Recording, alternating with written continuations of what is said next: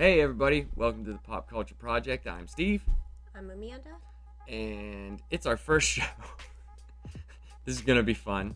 We're going to talk about what we watched this week in pop culture, TV, media, what we read, comic books, for me probably. I don't know if you've read any books this week or what you're reading. But yeah, so we're switching over, like I've said before in other videos. I've combined with friend of mine, John, at Corrupted Perlers, and he's going to have his own videos. We're going to do stuff together, and me and Amanda are going to do stuff together. There's just going to be a whole bunch of togetherness. We're trying to bring the world together, Amanda. There's too much anger in the world. I'm sure the show's not going to fix it all. All right, so the first thing we're going to talk about is NBC had a giant promotion for a TV show, and I mean they ran ads through Sunday Night Football, I'm sure all through daytime TV and stuff like that, and we ended up watching it. We watched it twice just to make sure. The second time we kind of just glossed over, but to make sure we got most of everything and see how we liked it. It's called La Brea. What a dumb name for a show. I mean, I know it's the La Brea Tar Pits, but like... And I get the reference, you know, because that's where they found a lot of dinosaur fossils and stuff like that in the La Brea Tar Pits in LA. But, so, overall, what did you think of the show? I thought it was good. You didn't really... Other than, like, the main event happening... Mm-hmm. You don't really have any idea what the show's going to be going forward. But yeah, I mean, pretty good. It's nothing mind-blowing or anything like that, or like, you know, I thought it was like it definitely reminded you of Lost. Yes, they had even a Lost reference in the show. We'll get to that, but I mean, I looked at it as, I don't want to say mindless TV, but it was so fast-paced compared to other question and answer shows, like reveal type shows, because it moves so quickly, and it seems to be a giant ensemble cast that one of the things I was kind of comparing, like I said, there's gonna be a lot of comparisons to Lost, guys, because I did a podcast on Lost, so it's what I thought the whole time. But I kind of liked the fact that it just moved very quickly, as opposed to focusing on just one set of characters, because that's what it looked like it was going to do in the beginning before everybody fell into the giant hole. Yes, a lot of people fell down, so yes. It's going to be probably meeting people through the whole season. Right. So the basic premise of the show is there's a family, a woman and her two children, and they're on their way to school. She's driving to school, and a big, what looks like an earthquake starts happening, but no, it's a giant sinkhole. And two of the family members, the mom and the son, fall in. The mom's name is Eve, the son's name is Josh, and then Izzy is the daughter. And she's handicapped. She has one leg. We find out later on why she has one leg. So they fall down the hole, right? And the woman, Eve, wakes up, and it seems like they're in a completely different universe. It's filmed differently. It looked like a lot brighter, more vegetation everywhere. But I mean, you're in LA, so you're basically in a stone jungle anyway, so anything looks better than LA. Yes, it was very big sets. Yes. Like the giant area sets that they had to use for all these places, like they were huge. Yeah, they put a lot of money into this. Yes. That's it. You could tell by the marketing campaign too. They put a lot of money into it. At least to me, it looked like it.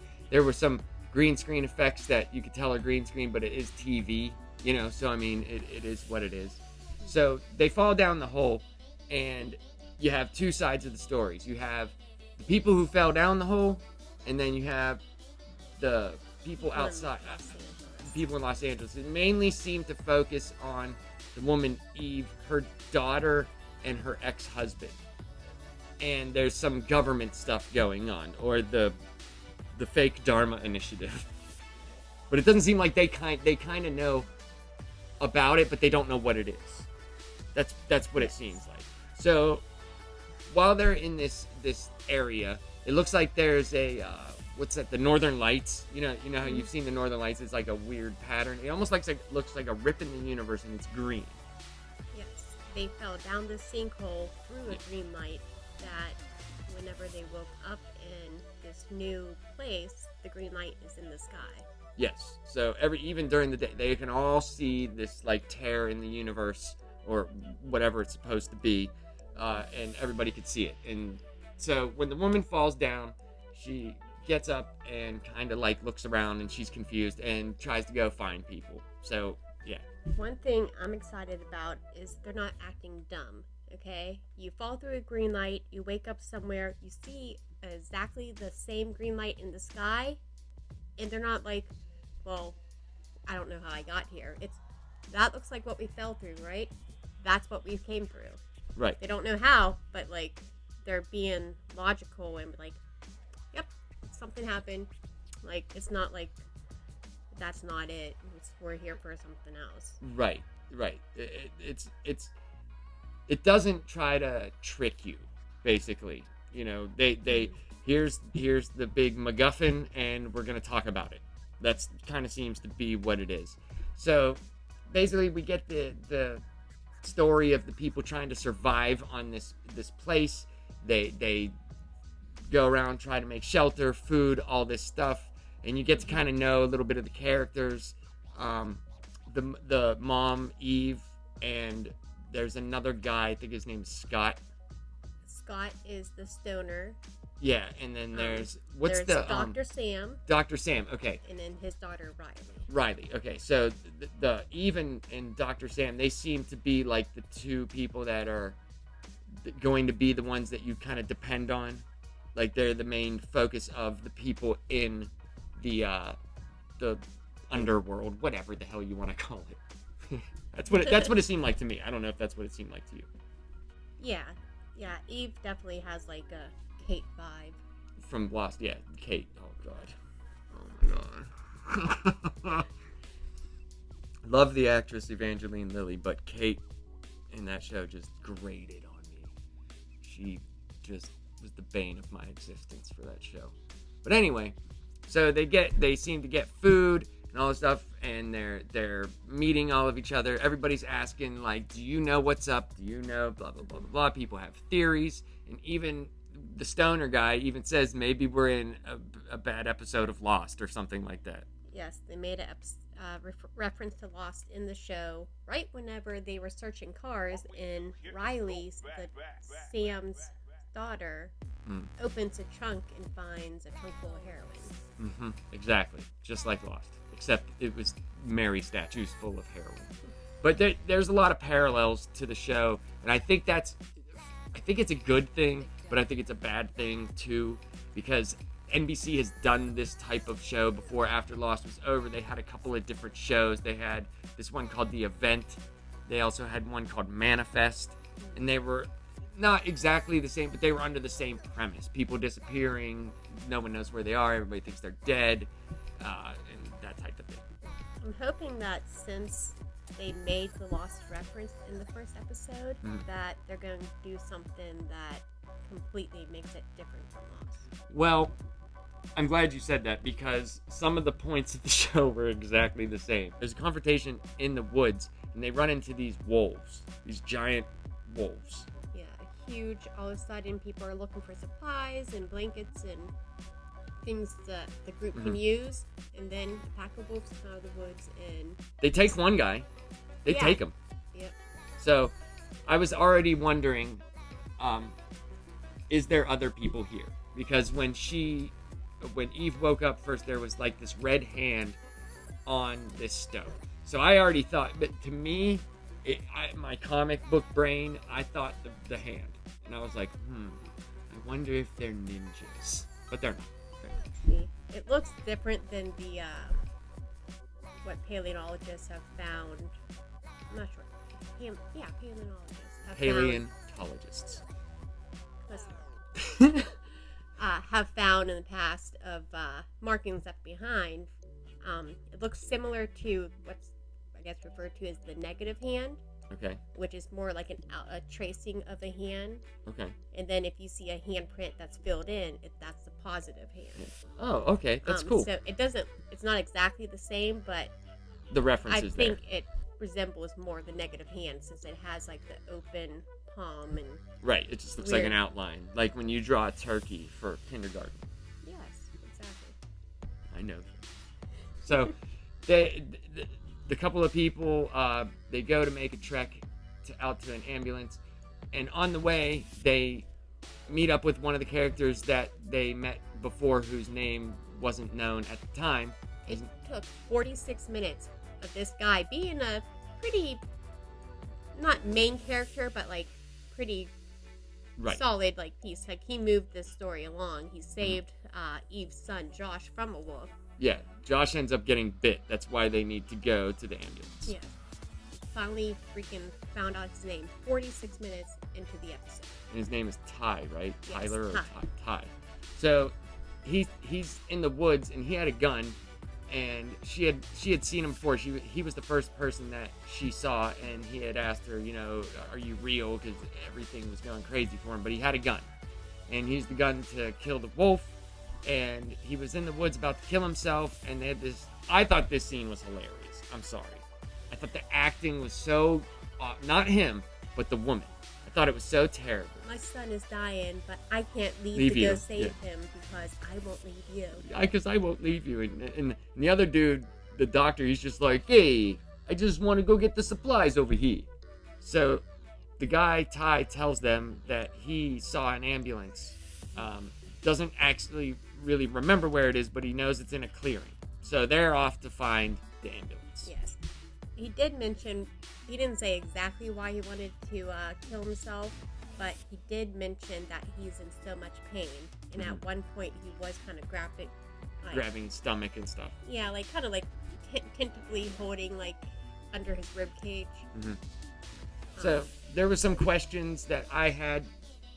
It's like, when they found the heroin about 15, 20 minutes in the show, I was just looking, all right, who's the drug person? Who's that? Because there's going to be, you have to think of it like this. People were doing their daily life, and then all of a sudden, boom. So if you were in your car, or if you were, say, on your way to meet someone, you were in the middle of doing something. So mixed in with the good is going to be the bad. So I'm sure there's a lot of things that we're going to find out with the more they reveal what type of people they are, what type of people there are there, and what type of people the group is dealing with. Yeah, and there is a cop there who is supposed to be good, but she was already hiding food from the group because she's just trying to survive. Well, I think, yes, I think it reminded me of the Sawyer character from Lost, because I think she's going to redeem herself at some point or be off. Because that's the only two ways she can go. I think it's like a bait and switch. They're trying to make you hate her. But she did have a line like when she said, when Eve said, this is for the group and they're not stealing, she was like, just wait. Mm-hmm. She knows, because she's caught the people in this type of situation, they're going to end up turning on each other. Yeah. And that's going to happen. The thought did enter my mind that maybe the heroin was hers. Either she was undercover, because she had a badge but no gun that I've seen. Not yet. Right. And she was wearing plain clothes and a nice leather jacket. She could be a detective. Maybe she was doing a setup for a buy or something like that. I don't know. So they're on their way to the ambulance, and they run across one of the elephant statues.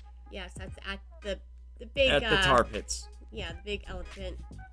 or it's not an elephant, it's a... Mammoth? Or woolly mammoth. It had big tusks, so it's probably a mammoth. But it looked gray to me. It wasn't woolly. It looked gray. So, elephant with horns. Prehistoric elephant. Big ass elephant. So, and they get to the ambulance, and coming out of the trees, I thought it was going to be a dinosaur at first. But then it ended up being a saber-toothed tiger. And you kind of realize they're not in a normal place. You already know they're not in a normal place, but they're definitely in a place that is either before or post what time we're living in now. Well, right before The Sacred Tiger came out, Right. Eve noticed on the back of the ambulance it had the Hollywood Hills. And she's like, those are the Hollywood Hills. Mm-hmm. And she looks off in the distance. She's like, those are the Hollywood Hills. Right. So she realizes we're still in LA. Right. Yes. So as the saber-toothed tiger is coming, the end of the show is the policewoman opens up this back of this truck. She finds a flare and shoots it up into the air, and she's like, someone help us. And then you see an old man with wearing like fur and all this stuff, and he's been there. He's a native. Yes. So he's an other. He's definitely been there. So there's people that have been there, and what we're gonna get from that, we don't know. So the other side of the story is the people on regular LA. In regular Modern LA. time LA. Yes. And the ex-husband, he's having these visions. I guess they got divorced because he was having issues after a plane crash. He was in the Air Force and he crashed in the Mojave Desert. Yes. And he's having these visions. And a lot of the stuff he's seeing is the place where everybody ended up. Yes. And after they fell in the sinkhole, he started seeing Eve and Josh in the place, as he called it. Right. That he was having visions with. And some birds came out, but we find out that they're prehistoric birds. They hadn't been around for however many million years. Yes. And they're like, how can this be? You know? So it was pretty, I mean, there's more that happened with him. There's a little bit of clues. Like, he has this vision of the hand on the rock, and he says, me and my wife, we had taken a picture there, and everybody thinks he's crazy. The government is saying that everybody must be dead, and they're like, well, what can we tell them? The truth? And they go into this big tent, and they have all these monitors and all this stuff, and they have cameras on the crazy, what are we gonna call it? We gotta call it something. The southern lights. the rip in the universe lights. So I mean, there's a whole, like I said, there's so much stuff that was happening. Yes, and you find out the government had seen something like that before, and in the Mojave Desert, so, which is where the husband crashed. Right. And he tells them, they try to send a drone in there, and he had seen it in his crazy visions, and he ended up talking to one of the people in charge, and he says, you know, I saw the drone that went in there. Is it NC blah blah blah blah blah whatever? Yeah, like 6400 NN or something like right. that. So there's like so much stuff going on. We're gonna continue to watch it unless it gets like so stupid that we don't want to watch it anymore. I think I'm gonna give it at least a season, or unless it gets canceled. I heard the ratings were decent for a 9 o'clock new show. The way that people consume TV now, it's not like, you're not going to get ratings unless it's like football or live sports. You're not going to get like tens of millions of people watching. If it gets over like 5 million people, that's pretty good for that time slot on that day. And I think it got like 6.2 million. It's not like an NCIS or things like that every old person and their family watch. You know what I mean?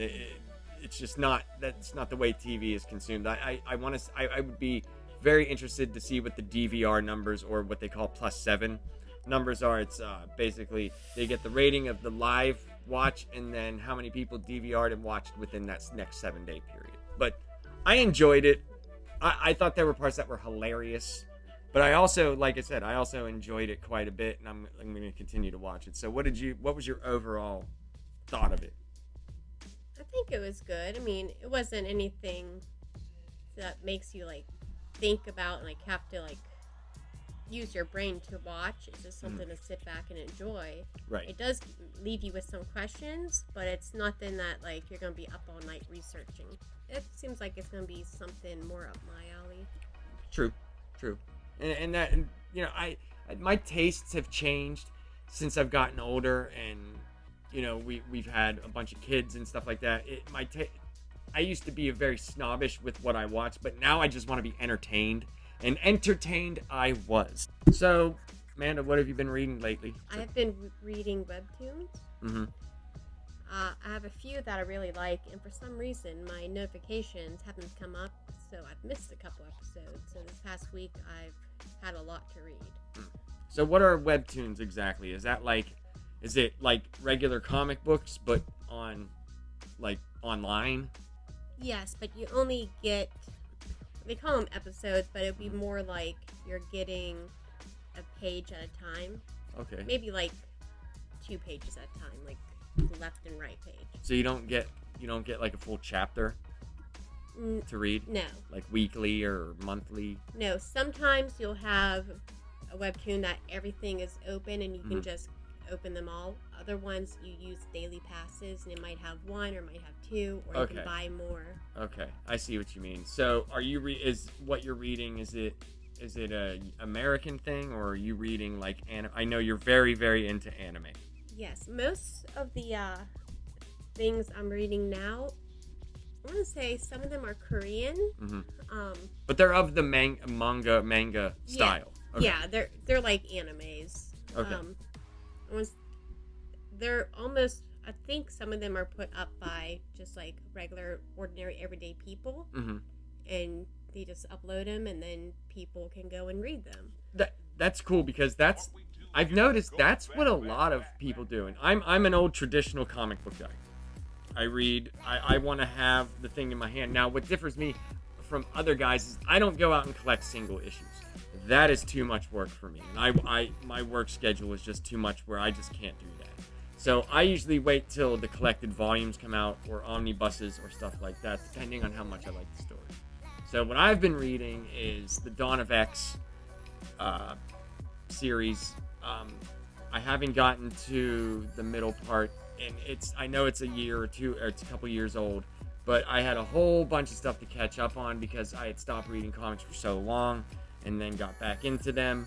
But I just finished Dawn of X Volume 8, and I am now on Volume 9. This goes up to 16, and then there's 10 of Swords, and then it goes to the Reign of X all the way to the Hellfire Gala, and then to Inferno, which I have all of those on order as they come out. And I like the direction of the X-Men, but there is just some weird stuff. And Hickman is usually pretty on point with his Act 1, Act 2, Act 3, but I've heard, and people already know this, that he has left writing X-Men after the Inferno, and I don't know how people are going to continue his stuff, because it is very heady, it is very involved, he is very gigantic into world creating, and I think, this is just my opinion, I think the reason why he left is the other writers on the other books didn't want to leave this stage of what he's created. The mutants are now all together, good, bad, indifferent. They own this nation called Krakoa, and anybody that's a mutant is welcome. And they have a pretty interesting way of making mutants that never were worth anything. Now they're important. You can, I definitely, if you like the X-Men, I definitely recommend you read it, but you got to start from House of X and Powers of 10. At least with this, there was an easy starting point for me. I didn't have a lot of back reading to do. As long as you knew who these characters were, you could easily start on House of X and Powers of 10 and go from there. And they put them in these nice collected volumes. If you only want to read the X-Men, you can look for just the complete editions of just the X-Men. But I am reading all of it, and it's New Mutants, Marauders, Cable, X-Men, X-Force. There's also Wolverine and a couple of other things. They had one called Fallen Angels, which I was not a fan of, and thankfully it's over because I just didn't care for it. I didn't think they did anything right. One of the standout ones to me is Marauders. I love it. I love the concept of it, and where I'm at right now is really cool. So that's a recommendation from me. If you want to give recommendations, with webtoons, you gotta download the app. But one of the webtoons I originally started reading was Power of God, which they turned into an anime. Another one that was really good was Sweet Home, which Netflix created a live-action show. Not to be confused with Sweet Home, the video game, and Sweet Home, the Japanese movie from a long time ago. Because I thought the same thing until she showed me. Those are really good. Tower of God is kind of like a fantasy. Sweet Home is horror. If you like action, then Weak Hero is really good. Or Girls of the Wilds. Okay.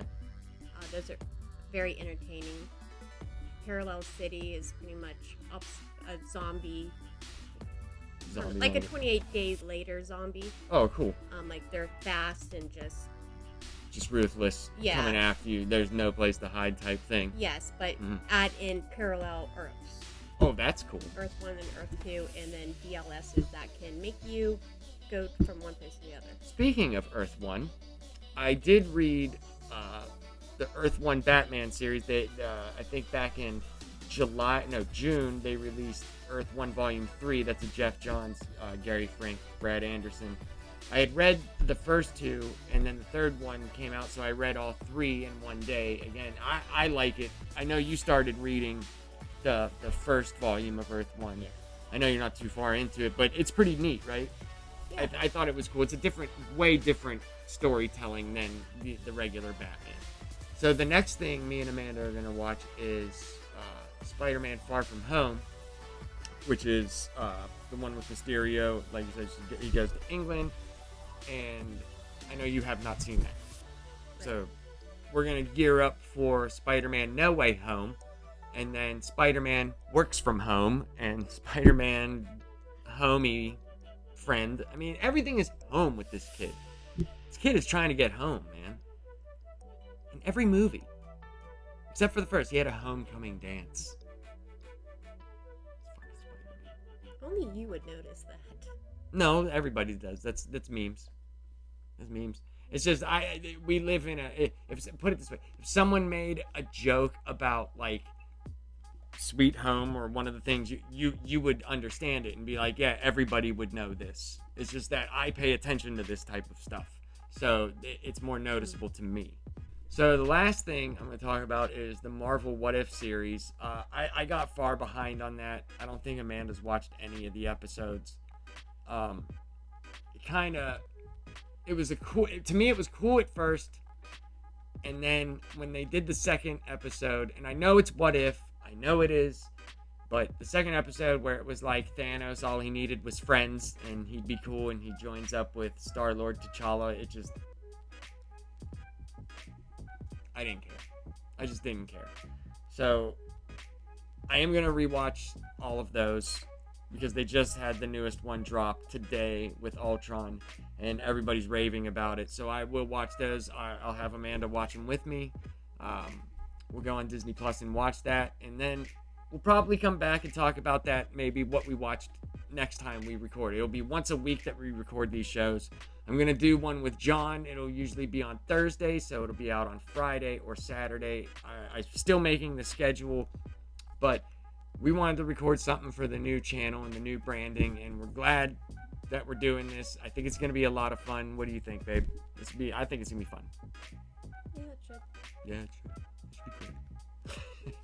All right, people, we're out of here. Peace! Oh, the Alligator Loki contest is still on. We should hopefully have 100 subscribers by the end of this week or the beginning of next week. John is actually at a festival where he is a vendor, and last year he did this and made a lot of money selling his perler art, and we're hoping that he does great this year, and I know he will. He's bringing the Alligator Loki there and having people subscribe to win. That's all you gotta do, guys, is just subscribe. There's no money involved, no anything. I'm never gonna ask you guys for money. If you want to ever donate, if we ever get to that part, that's up in the air. But I personally will never ask for money. So nope, we will pay for shipping. Yes. We won't ask you for any information until we pick the winner. Yep. And then, well, not pick the winner, it'll be automated, but until the winner is determined, and then we will privately contact you, and only then ask where to send it to. You will not need any responsibility towards it. Yes. The only thing you have to do is either A, keep your subscriptions on YouTube public so I know that you're subscribed, or you can hit up the Laps Comic Fan on Instagram, or Twitter and take a screen cap showing that you have subscribed to the Pop Culture Project. All right? So people that are already subscribed to Lapsed Comic Fan, you don't have to do anything. Lapsed Comic Fan and Bat Bits and all the shows that I normally do will be on the Pop Culture Project. All the shows that John's going to be doing will be on there too. So I think that went as terrible as it could have gone. What do you think? Well, yeah, I'm here, so it's going to be bad. No, that's not the why. It would be bad because of me and my crazy, weird talking. Bye-bye. I am the ruler of the earth! Search.